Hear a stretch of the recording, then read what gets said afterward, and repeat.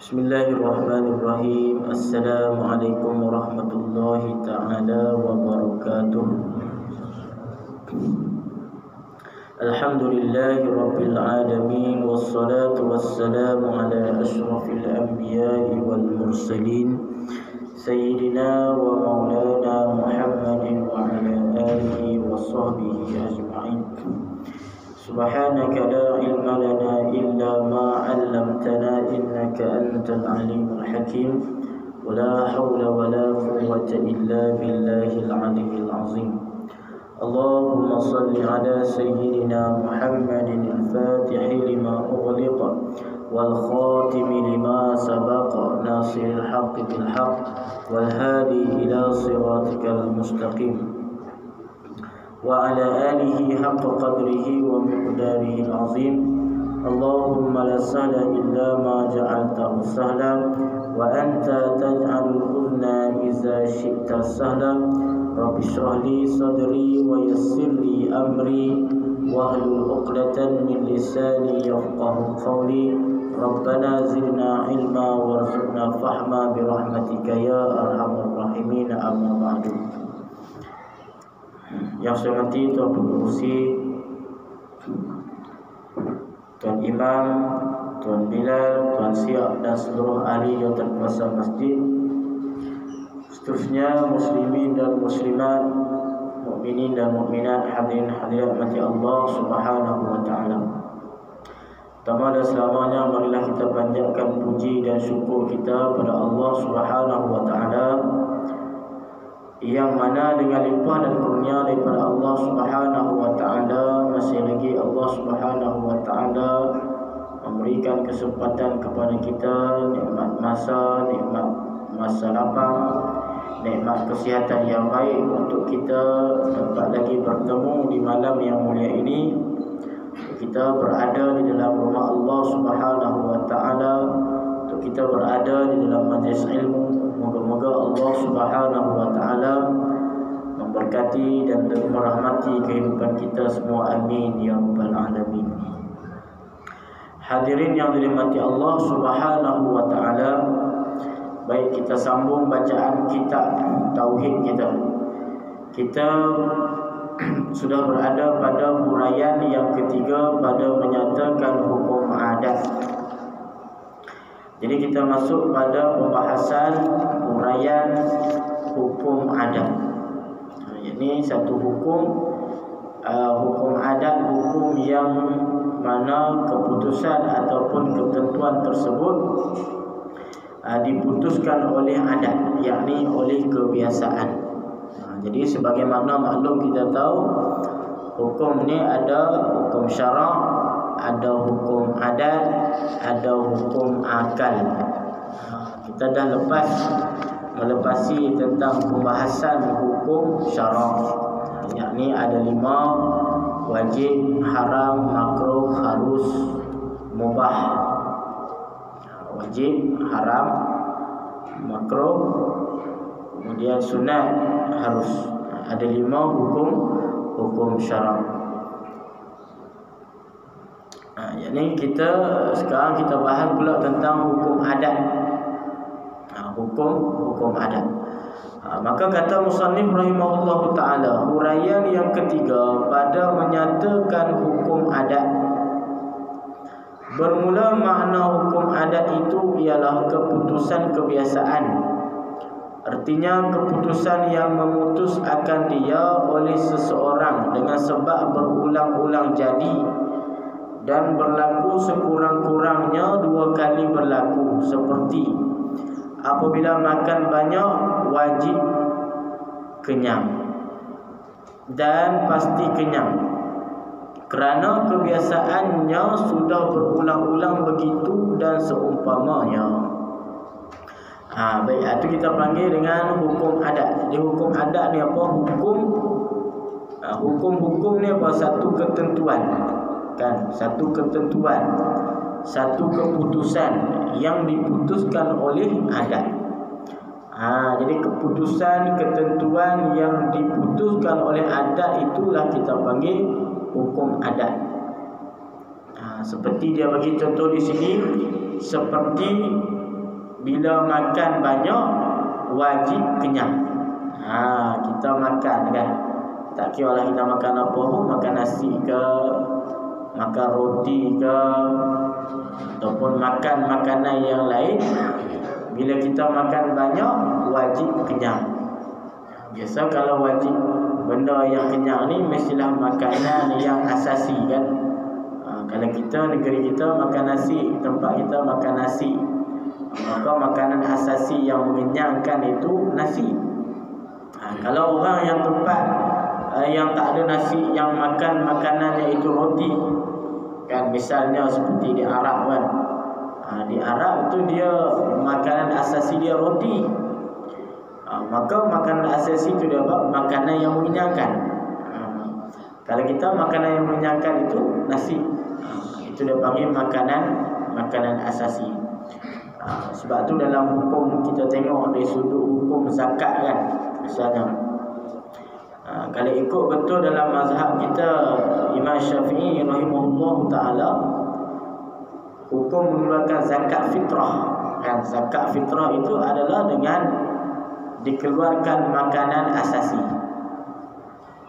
Makanan asasi berdasarkan negeri tempat masing-masing, berdasarkan negara masing-masing. Kalau kita makanan asasi beras, maka zakat fitrah yang kita keluarkan itu dengan beras. Zakat fitrah kita keluarkan dengan beras. Kalau negeri yang gandumnya makanan asasi, maka zakat yang kita keluarkan dengan gandum. Kalau negeri yang makanan asasinya itu adalah jagung, ada juga negeri yang jagung menjadi makanan pokok dia, maka keluarkanlah dengan jagung. Dan perkara-perkara yang seumpama dengannya, yang itulah yang kita panggil dengan makanan asasi, makanan yang mengenyangkan. Lepas tu yang terjadi dalam praktikal kita hari ini, kalau kita tengok balik dari sudut zakat fitrah kita keluarkan duit dengan beras lagi tak ada. Kita dah bertukar dengan wang, kita dah bertukar dengan duit. Yakni duit itu adalah qimah ataupun harga daripada beras tersebut. Sebab tu kat tempat kita kan dia bahagi kan. Ada yang kalau makan beras yang biasa, zakat dia biasa RM7, RM7.5, RM8 kan. Tapi kalau makan beras yang panjang-panjang tu, beras basmati tu kan, beras Faiza basmati tu, beras mahal. Maka zakat dia bukan lagi RM7, zakat dia mungkin 16 ataupun RM20. Ikut kepada makan yang beras yang kita makan. Sebab apa? Sebab asal kita mengeluarkan zakat fitrah itu adalah makanan asasi kita. Jadi kita makan beras mahal, keluar yang mahal. Itulah. Tapi asalnya kena buat keluar beras, maksudnya kita beli beras, dengan beras itu kita buat keluar. Tapi sebab jadi tasarruf hukum itu dia jadi berubah mengikut tempat ataupun maslahah kebaikan yang ditengok pada tempat kita hari ini. Jadi sebenarnya asalnya itu beras, tapi dah di hukum ataupun fatwa itu sudah berubah beralih kepada duit. Kenapa? Kerana duit itu lebih banyak maslahahnya berbanding beras. Kan misal kita contoh buat, kalau kata semua wajib semua ataupun difatwakan keluar zakat dengan beras semua. Kalau kata kita keluarga kita ada 7 orang misalnya, anak 5 orang, suami isteri 2 orang, 7 orang. Maka 7 orang itu 7 beras nak kena keluarkan bagi. Itu baru satu keluarga. Kalau ramai keluarga, dan beras itu akan ditasarufkan kepada fuqara wal masakin, kepada fakir miskin, kepada asnaf. Maka di antara kita tengok, di antara hikmah zakat fitrah tu adalah untuk apa? Untuk bagi orang miskin ataupun fuqara wal masakin, asnaf ni, orang fakir dan orang miskin ni, mereka dapat sama-sama merasakan juga kebahagiaan bila tibanya Aidil Fitri. Bila tiba hari raya, mereka juga ada rasa ataupun perasaan yang sama seperti orang yang lain dapat merayakan hari Aidilfitri. Itu di antara hikmah dikeluarkan zakat. Sebab tu zakat yang Aidilfitri ini kena cepat-cepat disalurkan kepada fuqara wal masakin. Maka kalau pakai beras semua, orang fakir miskin akan dapat beras saja. Tapi kalau dipakai wang ataupun duit, masalahnya lebih banyak. Yakni manfaat ataupun kelebihan yang dipakai pada duit lebih banyak berbanding beras. Jadi kalau ditasarufkan, dibagikan wang kepada fuqara wal masakin, maka mereka bukan hanya dapat wang, dapat beras saja. Bila dapat duit, dia boleh beli macam-macam. Jadi raya ni bukan kita nak beras saja. Kita nak beli juga daging, nak beli juga ikan, nak beli juga ayam, nak beli juga baju raya, nak beli juga kuih raya, nak beli juga sofa raya, langsir raya, kan? Maka dengan ditukarkan kepada duit, maka fuqara wal masakin dia boleh lagi luas maslahah kebaikannya, manfaatnya lebih luas. Maka sebab tu di dalam hukum ataupun dalam fatwa kita, seluruh Malaysia dah pun dah dipakaikan dengan duit. Zaman dulu sungguh pakai beras. Dan baik. Itu nak cerita kata makanan asasi kita adalah beras. Maka misal contoh bagi hukum adat ni apa? Seperti makan banyak wajib kenyang. Bila kita kata makan banyak wajib kenyang, wajib tu wajib apa tu? Wajib pada hukum adat. Makan banyak wajib kenyang lah. Maksudnya pasti kenyang. Makan 3-4 pinggan seorang dia, takkan tak kenyang lagi. 3-4 pinggan makan nasi pun. Nasi kandar pula. Nasi kandar sepinggan pun kenyang tak. Ni 3-4 pinggan nasi kandar. Kalau tak kenyang lagi, mustahil kita kata tak kenyang dia ni. 3-4 pinggan nasi kandar tak kenyang lagi, mustahil kita kata. Mustahil tu mustahil apa? Mustahil pada hukum adat. Wajib kenyang kita kata, wajib apa? Wajib pada hukum adat. Itulah kita kena dapat bezakan sedikit sebanyak tentang permasalahan ataupun hukum adat ni, supaya kita tak keliru. Kita kata makan banyak wajib kenyang. Wajib kenyang tu apa? Kita dah menghukum kau wajib, maksudnya kalau tak kenyang tu berdosa lah. Bukan wajib yang tak buat tinggal, tak buat itu berdosa, buat itu dapat pahala, tak buat itu tinggalkan itu dapat dosa. Tak, bukan wajib itu. Itu wajib pada hukum syarak. Semayang, kan, itu hukum syarak. Puasa Ramadan itu hukum syarak. Wajib semayang itu wajib syarak. Makan banyak wajib kenyang ini wajib pada adat. Mandi kita kata, bila mandi wajib basah. Bila mandi wajib basah.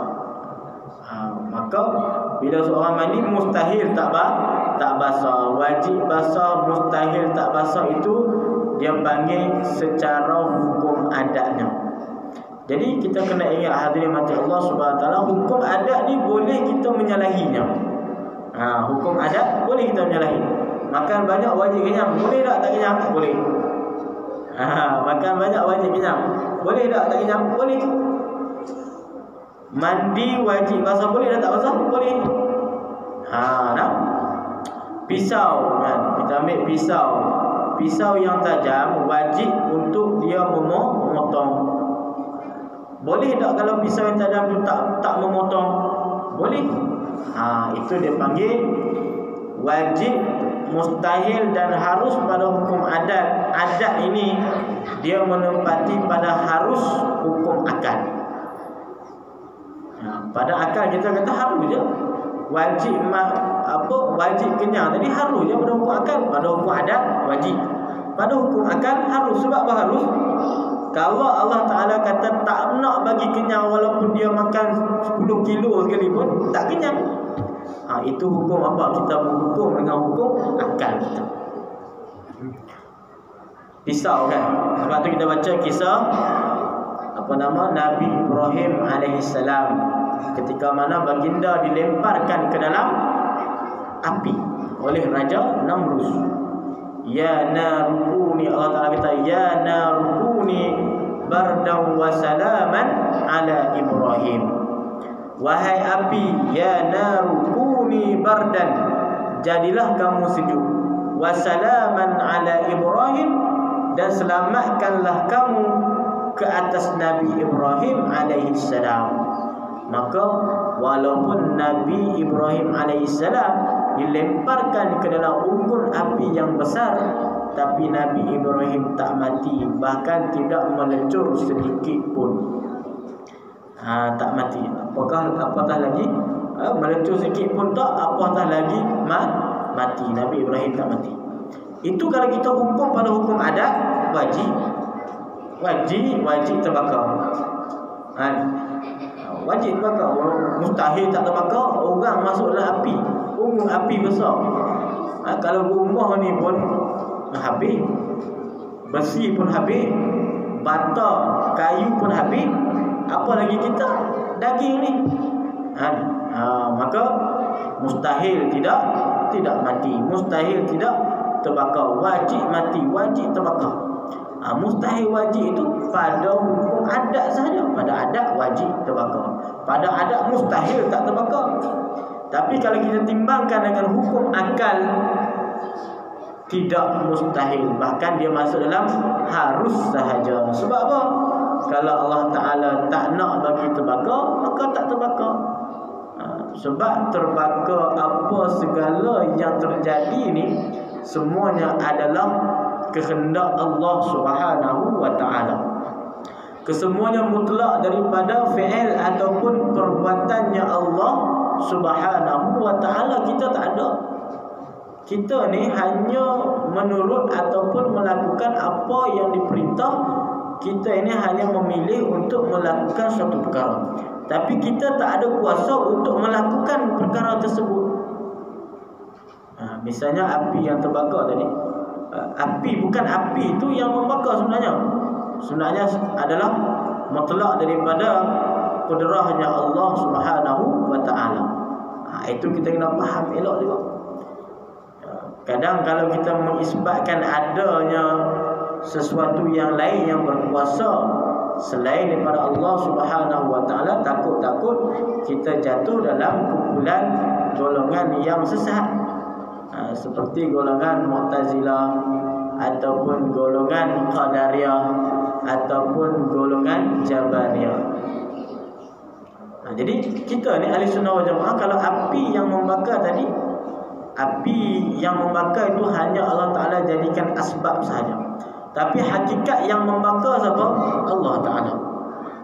Kuasa Allah yang membakar, kuasa Allah Subhanahu wa Ta'ala, bukan kekuatan yang ada pada api. Itu pahaman Mu'tazilah. Mu'tazilah dia faham jadi api yang membakar tersebut, api itu membakar dengan kekuatan api yang dijadikan oleh Allah Subhanahu wa Ta'ala. Itu Mu'tazilah, dia masih mengisbatkan kepada makhluk, masih mengisbatkan kepada makhluk. Jadi kita ahli sunnah wal jamaah mutlak itu adalah kuasa yang membakar Allah Subhanahu wa Ta'ala. Ini kita kena faham juga perbezaan kita ni ahli sunnah wal jamaah dengan kumpulan Qadariyah, dengan kumpulan Mu'tazilah, dengan kumpulan Jabariyah. Qadariyah dan Jabariyah ni dihukumkan kufur oleh sebilangan besar ulama-ulama ahli sunnah wal jamaah. Qadariyah ni macam mana? Semua ni adalah kita, makhluk yang buat semua. Kita yang berkuasa. Maksudnya aku makan hari ni, aku yang buat. Tak ada kait dengan Tuhan, tak ada kait dengan Allah Subhanahu wa Ta'ala. Aku jadi begini begitu kerana aku ni, kerana aku, bukan kerana Allah Ta'ala yang takdir. Tak ada kuat, tak ada campur tangan daripada kuasa Allah Subhanahu wa Ta'ala. Kita semua itu paham Qadariyah kufur. Sebab apa? Menafikan kekuasaan Allah Ta'ala. Itu Qadariyah. Kita berjaya hari ni ya, kita berniaga, contohnya bisnes, kita usaha daripada A sampai Z. Bila berjaya ni, dia kata apa? Semua ni apa yang aku dapat hari ni, semuanya kerana aku. Kerana aku yang usaha. Bukan kerana doa aku Allah Ta'ala makbul, tak dah. Kerana aku semua buat ni, kekuasaan aku mutlak 100%, akulah yang menyebabkan aku berjaya hari ini. Bukan kerana Allah Ta'ala yang menggerakkan supaya aku berjaya, tak. Bukan kerana Allah Ta'ala yang takdirkan aku berjaya, tak. Itu pahaman qadariyah. Ulama ahli sunnah menghukumkan qadariyah ni sesat, bahkan kufur, kerana menafikan kuasa Allah Ta'ala. Kemudian Jabariyah pula. Jabariyah terlajak mengisbatkan kesemua pada Allah Ta'ala. Makhluk ni tak ada kuasa tu, Allah Ta'ala semua. Itu Jabariyah. Jadi Jabariyah macam mana? Maksiat hari ini, seseorang yang melakukan maksiat, seseorang yang melakukan taat, semua atas Allah Ta'ala. Bila ditanyakan kepadanya, wahai si fulan, kenapa kamu berzina hari ini? Kenapa kamu melakukan maksiat hari ini? Kenapa kamu merontok? Apa katanya? Allah Ta'ala buat macam mana? Allah Ta'ala dah takdir semua. Aku minum khamar hari ini, aku berzina hari ini, kenapa? Aku tak ada kuasa. Allah Ta'ala nak buat macam mana? Allah Ta'ala dah takdirkan aku tempat ni. Dia kata macam tu. Maka itu pahaman Jabariyah, menolak ataupun menyerahkan kesemua pada Allah tanpa makhluk ini ada usaha ataupun ikhtiar. Sedangkan untuk kita memilih, untuk kita memilih melakukan satu perkara atas dasar ikhtiar yang Allah Ta'ala bagi kat kita. Memang semuanya hak Allah, tapi Allah Ta'ala bagi akal, Allah Ta'ala bagi ikhtiar kepada kita untuk pilih sama ada kita itu nak melakukan perkara ketaatan maupun kita melakukan perkara kemaksiatan. Itu ada pilihan. Itu ahli sunnah wal jamaah ada ikhtiar. Kalau golongan Mu'tazilah, kita ahli sunnah wal jamaah etikad kedua-duanya pada Allah. Baik daripada Allah, buruk pun daripada Allah, taat daripada Allah, maksiat pun daripada Allah, semua daripada Allah. Tapi kita manusia diberikan pilihan untuk pilih nak buat baik, nak buat buruk. Hakikat, walaupun hakikatnya perbuatan baik Allah Ta'ala yang buat, perbuatan buruk, perbuatan maksiat Allah Ta'ala buat juga. Itu kita ada ikhtiar. Kalau Mu'tazilah, dia kata Allah Ta'ala tak boleh buat benda yang buruk, Allah Ta'ala hanya buat benda yang baik saja untuk manusia. Itu salah juga. Dia kata kalau perkara yang macam maksiat, minum khamar, berzina dan sebagainya, itu bukan perbuatan Allah Ta'ala. Dia kata Allah Ta'ala tak boleh mencipta perbuatan yang maksiat. Allah Ta'ala hanya boleh mencipta perbuatan yang baik saja. Itu pun salah juga. Tapi Mu'tazilah ini golongan yang ulama kita ahli sunnah wal jamaah tidak menghukumkan mereka itu kufur, tapi mereka itu golongan yang mu'attilah, golongan yang fasik, golongan yang asi dalam melakukan maksiat pada Allah Subhanahu wa Ta'ala. Mereka tak sampai kepada kufur. Yang kufur tadi dua,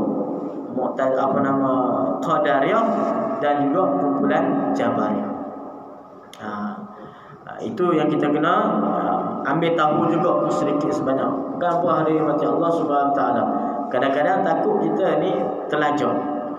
Takut kita terlajak dalam masa yang kita tidak secara tidak sedar, kita sebenarnya telah memilih ataupun termasuk dalam golongan yang disebutkan tadi. Kita kata semua ni Allah Ta'ala dah takdir aku lah macam mana, kan? Kesemua yang aku jadi ni hari ni Allah Ta'ala takdir dah. Bukan salah aku, bukan apa. Tidak. Walaupun Allah Ta'ala mentakdirkan, tapi kita masih lagi diberikan usaha, diberikan akal, diberikan pilihan untuk kita memilih di antara baik dan juga buruk, di antara ketaatan dan juga di antara maksiat kepada Allah Subhanahu wa Ta'ala. Baik. Kemudian kerana kebiasaan sudah berulang begitu dan seumpamanya, dan yang berlaku adat atau berlaku kebiasaan yang berulang-ulang itu ialah 4 perkara. Dia kata perkara yang berulang-ulang dengan adat ini biasanya ada 4 perkara. Pertamanya, biasa berlaku ada dengan ada, seperti ada makan, ada kenyang. Ada dengan ada. Seperti apa? Ada makan, ada kenyang. Ada mandi, ada basah. Itu ada dengan ada. Kedua, biasa berlaku ada dengan tiada. Ada dengan tiada, seperti ada panas dengan tidak mandi. Ada panas tu ada. Sebab apa panas? Tidak mandi. Mandi itu tak ada. Itu dia panggil ada dengan tiada. Ketiganya, biasa berlaku atau biasa berlaku tiada dengan tiada. Ada yang kebiasaan berlaku ni tiada dengan tiada. Tadi ada dengan ada, seperti makan ada kenyang. Yang kedua, tiada ada dengan tiada, seperti panas ada panas, tiada mandi, tak ada mandi, tak mandi panas maksudnya. Yang ketiga, tiada dengan tiada, seperti tiada sejuk dengan tiada mandi. Tiada dengan tiada, tiada sejuk dengan tiada mandi. Ini panas lah. Ini tak ada dengan tak ada. Itu yang ketiga. Yang keempatnya, biasa berlaku tiada dengan ada, tak ada dengan ada, seperti tiada lapar dengan ada makan. Itu tiada dengan ada.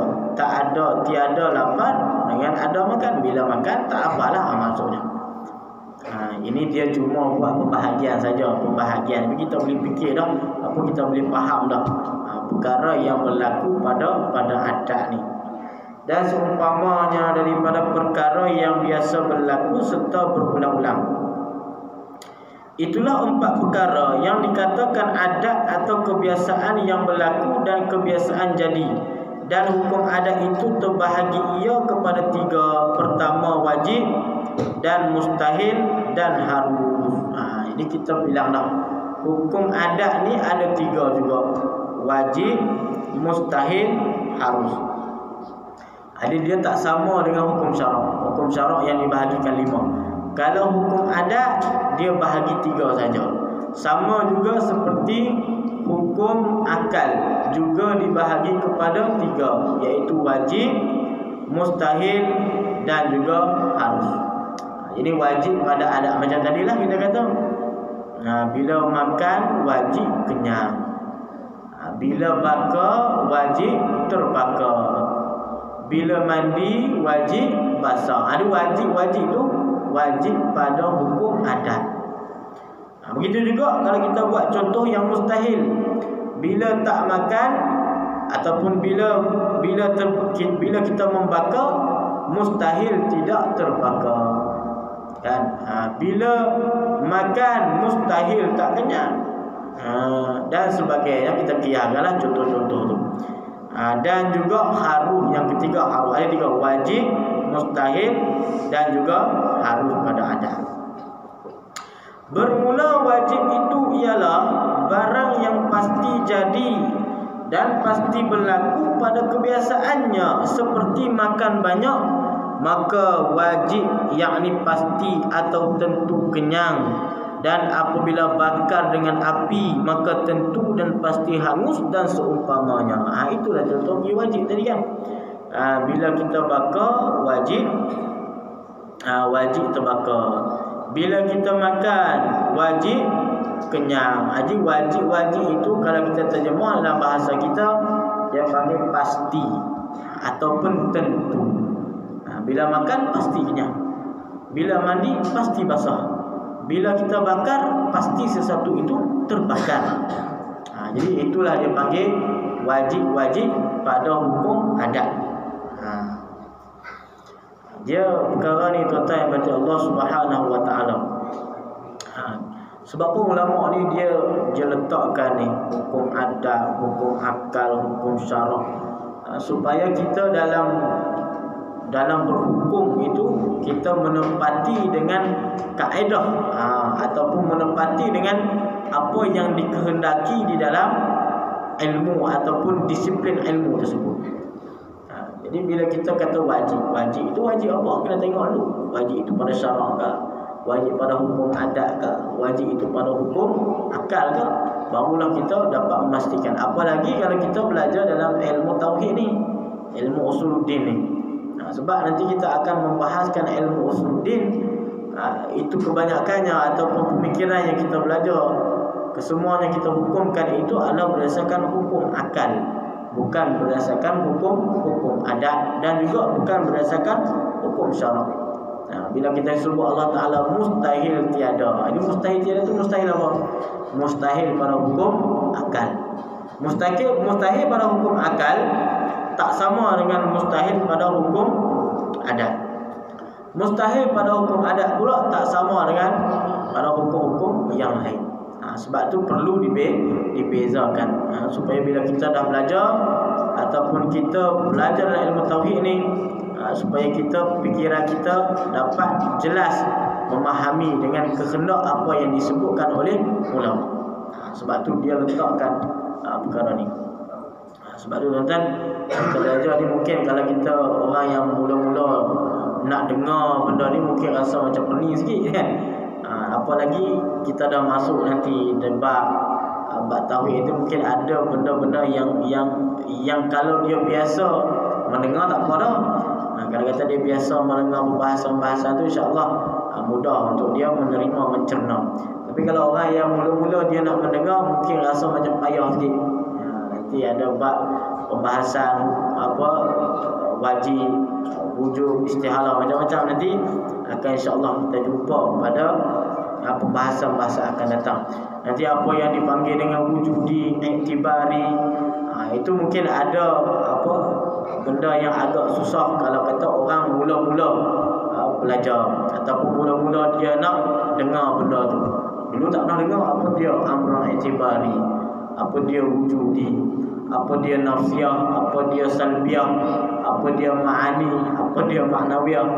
Tapi kalau kita dah biasa mendengar, insya-Allah perkara itu bukanlah menjadi perkara yang gharib ataupun perkara yang asing, kerana kita sebelum ini pun pernah belajar ataupun sebelum ini pun kita pernah mendengar tentang pembahasan ilmu tauhid ini. Baik tuan-tuan, kita sambung sikit lagi. Itu habis tentang wajib pada hukum adat. Dan mustahil pada adat itu ialah barang yang tidak biasa berlaku dan tak biasa jadi. Barang yang tak biasa berlaku dan tak biasa jadi, itu panggil mustahil pada adat. Seperti makan banyak tidak kenyang, dan bakar dengan api tidak hangus, dan umpamanya daripada perkara yang tak biasa jadi dan tidak biasa berlaku. Benda yang tak biasa jadi pada adatnya, pada kebiasaan yang kita tengok, maka benda itu dipanggil mustahil pada hukum adat.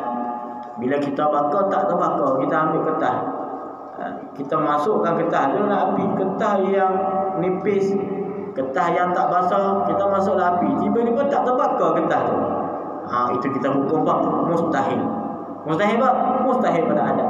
Sebab apa? Sebelum-sebelum ni getah tu terbakar je kan? Dan kita pun dah faham dah dengan akal kita, getah tu biasa boleh berlaku. Sebab apa? Berlaku sebelum ini.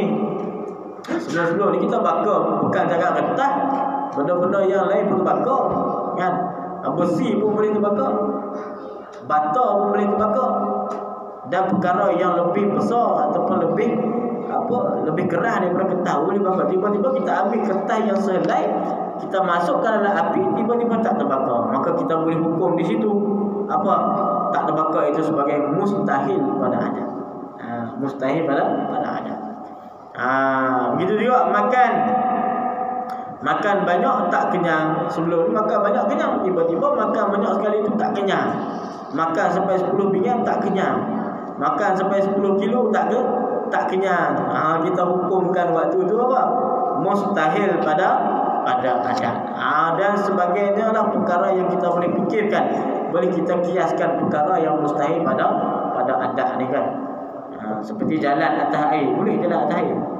Kita tahu mustahil. Sebab apa mustahil? Sebelum tak pernah berlaku. Tak pernah berlaku benda yang pelik ataupun benda yang tidak biasa berlaku, itu dia panggil mustahil pada adat. Tiba-tiba kita tengok ada orang boleh jalan atas air, kita kata mustahil pada adat. Jadi pada adat tu mustahil. Orang berjalan atas air itu mustahil pada adat dah. Sebab tak penuh orang belajar berjalan atas air ni. Ada orang boleh jalan atas air. Tak pernah. Kita pun semua hidup. Kalau hidup umur 60, 50 tahun dah kita hidup, tak pernah kita tengok orang jalan atas air. Tiba-tiba ada orang boleh jalan atas air. Maka kita hukumkan itu apa? Mustahil pada adat, bukan pada akal. Pada akal tak mustahil. Sebab apa? Allah Ta'ala nak bagi dia jalan atas air, boleh. Tak ada masalah. Lebih pada tu boleh nak bagi terbang, boleh. Benda yang tak mustahil. Sebab tu kalau tuan-tuan kan, orang yang dia tak faham tentang perbezaan hukum adat, perbezaan hukum akal, jadi bila muncul perkara yang tak pernah jadi, benda pelik, dia akan mudah-mudah menolak benda tu. Dia akan mudah-mudah menolak. Sedangkan perkara itu ada sebahagiannya yang Allah Ta'ala bagi kelebihan, Allah Ta'ala bagi karamah. Orang jalan atas air ada mungkin, Allah Ta'ala bagi mungkin itu karamahnya. Kan kalau kita baca kisah oleh ulama dulu, ada yang isi kereta dengan air pun isi minyak kereta dengan air. Bila kita habis minyak, lepas tu dia berhenti ambil air je, lepas tu start jalan hidup, kereta pun tak mati. Itu ada kisah tentang seorang ulama di Melaka dulu, nama dia Muallim Haji Wahid. Itu ulama wali Allah Subhanahu wa Ta'ala. Muallim Haji Wahid Sungai Udang. Kan?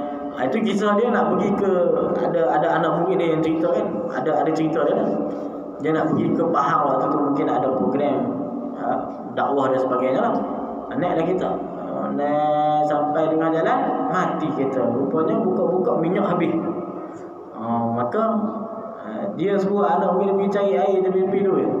Cari air kat hutan mana kan, ambil ada tempat yang ada air, ambil air. Kemudian dia masukkan air itu dalam tangki kita dia, tangki minyak. Lepas tu start hidup jalan. Itu kisah tu ada berlaku. Dan kisah tu kita kata apa? Kita nak tolak kata dongeng, tak boleh juga. Pada adat mustahil, tapi pada hukum akal kita tak mustahil kalau Allah Ta'ala menghendaki. Masya Allah kana wa ma lam yasha lam yakun. Perkara yang Allah Ta'ala nak jadi, wa ma lam yasha Allah Ta'ala tak hendakkan, maka tak jadi. Perkara yang Allah Ta'ala nak. Jadi itulah fungsi ataupun kelebihan faedah yang kita boleh belajar kalau kata kita memahami dari sudut hukum adat dan juga sudut hukum akal, supaya kita tidak memudahkan, mendongengkan dan apa istilah lagi yang tak boleh kita katakan benda itu tak boleh jadi. Sedangkan perkara itu kalau kata mustahil pada adat tapi tak mustahil pada akal, boleh jadi. Sebahagiannya iaitulah karamah-karamah yang Allah Ta'ala zahirkan kepada wali-walinya. Sampai situlah tuan-tuan, insyaAllah kita sambung lagi pada pertemuan berikutnya. Wallahu a'lam bishawab. Bismillahirrahmanirrahim. Alhamdulillahirabbil alamin, wassalatu wassalamu ala asyrafil mursalin wa ala alihi wa sahbihi ajma'in. Allahumma faqihna fid din wa 'allimna ta'wilana min ibadikas salihin. Allahumma a'inna ala zikrika wa syukrika wa husni ibadatik. Rabbana atina fid dunya hasanah fil akhirati hasanah wa qina adzabannar. Walhamdulillahirabbil alamin. Assalamualaikum warahmatullahi wabarakatuh.